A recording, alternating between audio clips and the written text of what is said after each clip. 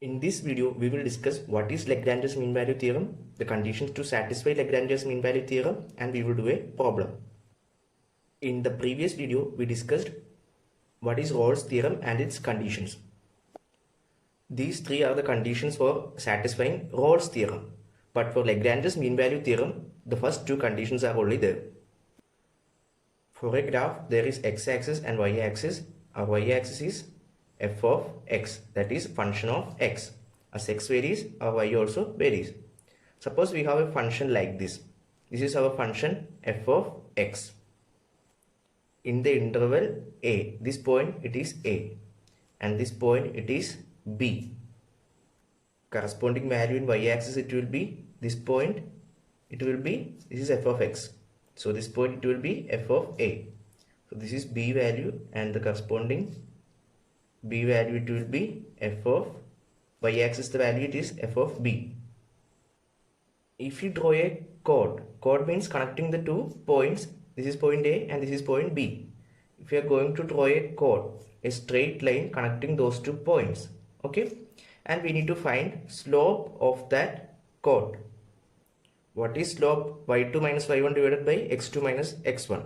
What is y2? y2 it is f of b minus y1. y1 it is f of a. This is our y-axis. y2 it is f of b, y1 it is f of a divided by x2 minus x1. x2 it is b and x1 it is a. Now if you draw a parallel line, this is our chord. If you draw a parallel line to this chord touching our function f of x, this is our parallel line. For parallel line, slopes will be equal. So for this line also, the slope will be this one. What is slope? Change in y by change in x, that is dy by dx. This is our function f of x. So its differentiation will be f dash of x. So according to Lagrange's mean value theorem, there exists a point C. This is the point C, okay, at which the slope will be f of b minus f of a divided by b minus a. So at x equal to c, at x equal to c, f dash of c will be equal to f of b minus f of a divided by b minus a. So for satisfying mean value theorem, the function should be continuous in closed interval a to b. The function should be continuous. These two are the example of discontinuous function. This is the interval a and b. In between that there is a point of discontinuity. So this function will not be applicable for mean value theorem. Here also we can see at this point, this is the interval a and b. At this point there is a point of discontinuity. So this function is also not applicable. If the graph was like this, then it will be a continuous function. Then the second condition is function should be differentiable in open interval ab. So we do not want to consider a and b. In between a and b, the function should be differentiable. These are some example of function which is not differentiable. Here, this is the function of mod x. At x equal to 0, the function is not differentiable. To check whether the function is differentiable, we can check whether the function is having slope. Here, there is no slope at origin. Okay, so this function is not differentiable. Now this function it is a continuous function. See, it is a continuous function. But at x equal to 0, we can't draw a slope. Now for this function, if you draw a slope at this point, it will be a vertical slope. For vertical slope means change in y by change in x. Here the x value is same. So denominator, it will be x2 minus x1. So x value is same. So same values means it will be 0. Anything divided by 0, it will be infinity. Therefore, these three functions, they are not differentiable. But for this function, it is continuous, and we are able to find slope at different points. Therefore, it is also differentiable.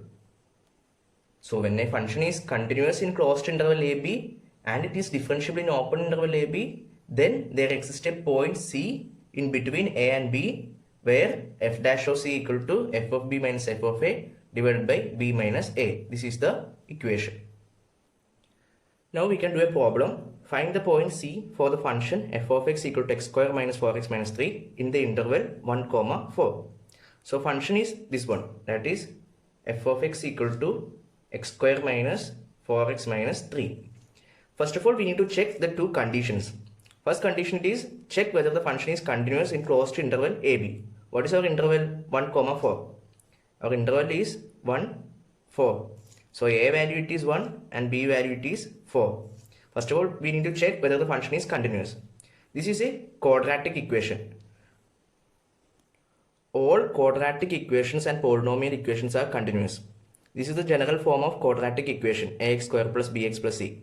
All quadratic equations and polynomial equations. Polynomial equation means the powers of x square, x cube, all those powers should be positive. If the powers is negative, it is not a polynomial equation. So for all quadratic and polynomial equation, the function will be continuous. This is a quadratic equation, therefore function is continuous in closed interval AB. Now check the second condition. In second condition, the function should be differentiable in open interval AB. Of course, we can differentiate this function.